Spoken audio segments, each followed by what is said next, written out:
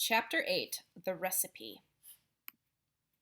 I hope you haven't forgotten that while all this was going on, I was still stuck behind the screen on my hands and knees with one eye glued to the crack. I don't know how long I had been there, but it seemed like forever. The worst part of it was not being allowed to cough or make a sound, and knowing that if I did, I was as good as dead. And all the way through, I was living in constant terror that one of the witches in the back row was going to get a whiff of my presence through those special nose hole of hers. My only hope as I saw it was the fact that I hadn't washed for days. That, and the never-ending excitement and clapping and shouting that was going on in the room. The witches were thinking of nothing except the Grand High Witch up there on the platform and her great plan for wiping out all the children of England. They certainly weren't sniffing around for a child in the room.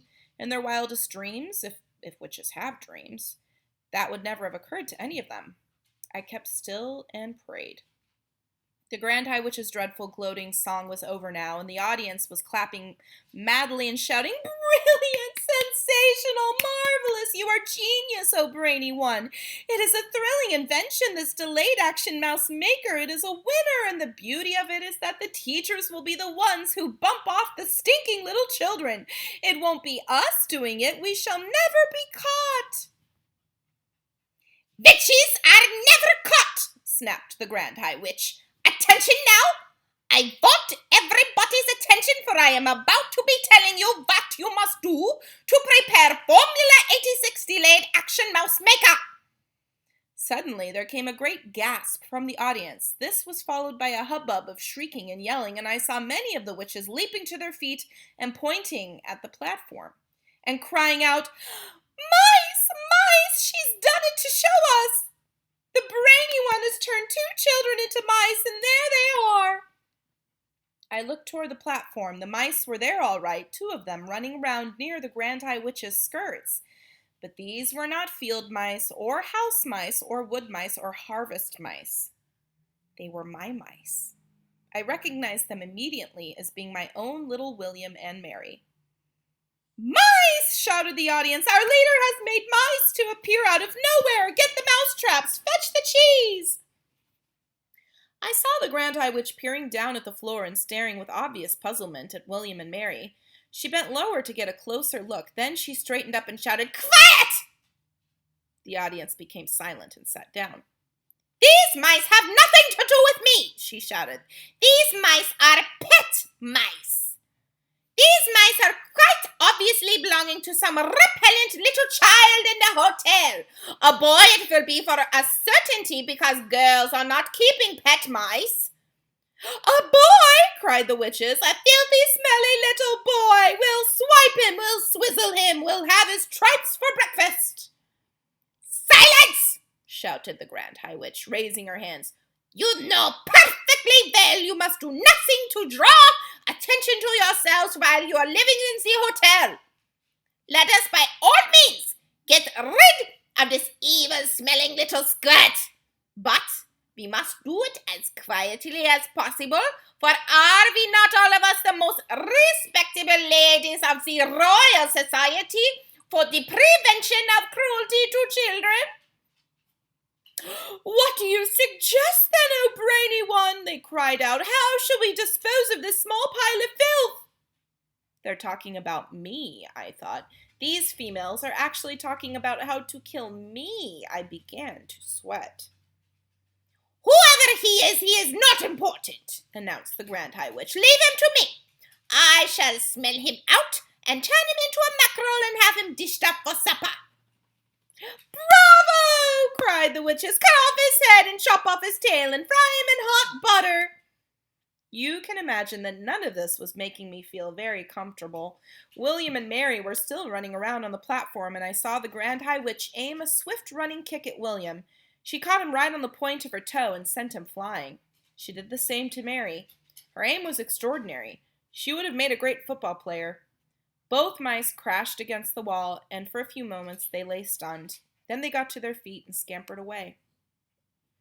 "Attention again!" the Grand High Witch was shouting. "I will now give to you the recipe for concocting Formula 86 Delayed Action Mouse Maker.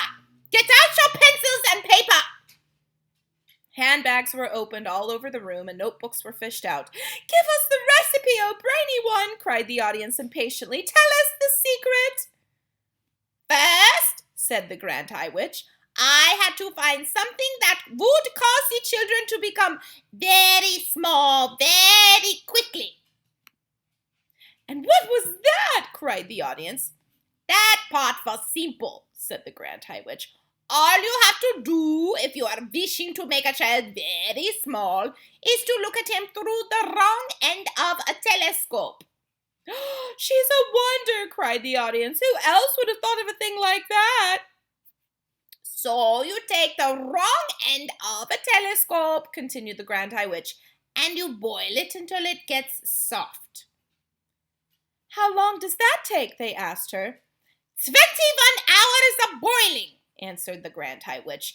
"And while this is going on, you take exactly 45 brown mice and you chop off their tails with a carving knife and you fry the tails in hair oil until they're nice and crisp." "What do you do with all those mice who've had their tails chopped off?" asked the audience.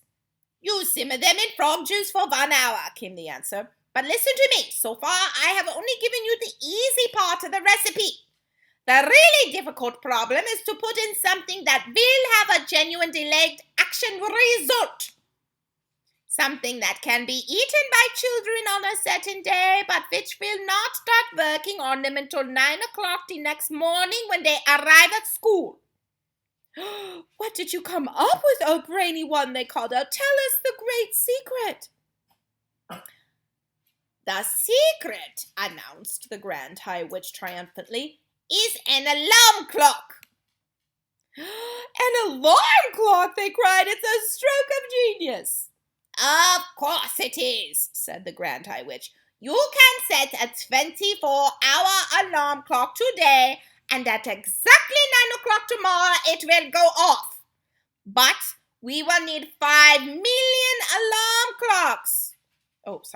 "But we will need 5 million alarm clocks," cried the audience. "We will need one for each child." "Idiots!" shouted the Grand High Witch. "If you are wanting a steak, you do not cook the whole cow. It is the same with alarm clocks. 1 clock will make enough for 1,000 children. Here is what you do. You set your alarm clock to go off at 9 o'clock tomorrow morning. Then you roast it in the oven until it is crisp and tender. Are you writing this down?" "We are, your grandness, we are," they cried. "Next," said the Grand High Witch, "you take your boiled telescope and your fried mouse tails and your cooked mice and your roasted alarm clock, and all together you put them into the mixer. Then you mix them at full speed. This will give you a nice thick paste. While the mixer is still mixing, you must add it to the yolk of 1 Gruntle's egg." "A Gruntle's egg!" cried the audience. "We shall do that." Underneath all the clamor that was going on, I heard one witch in the back row saying to her neighbor, "I'm getting a bit old to go bird nesting. Those ruddy Gruntles always nest very high up."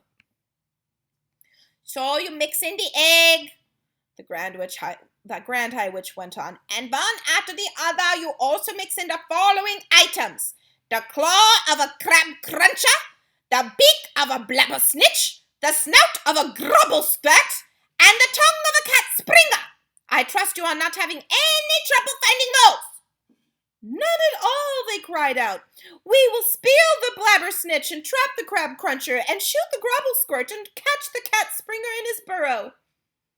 "Excellent," said the Grand High Witch. "When you have mixed everything together in the mixer, you will have a most marvelous looking green liquid. Put 1 drop, just 1 titchy droplet of this liquid onto a chocolate or a sweet, and at 9 o'clock the next morning, the child who ate it will turn into a mouse in 26 seconds. But 1 word of warning: never increase the dose. Never put more than 1 drop onto each sweet or chocolate, and never give more than 1 sweet or chocolate to each child. An overdose of delayed action mouse vehicle will mess up the timing of the alarm clock and cause the child to turn into a mouse too early. A large overdose might even have an instant effect, and you wouldn't want that, would you? You wouldn't want the children turning into mice right there in your sweet shops. That would give the game away. So be very careful. Do not overdose. All right. I'll see you next time.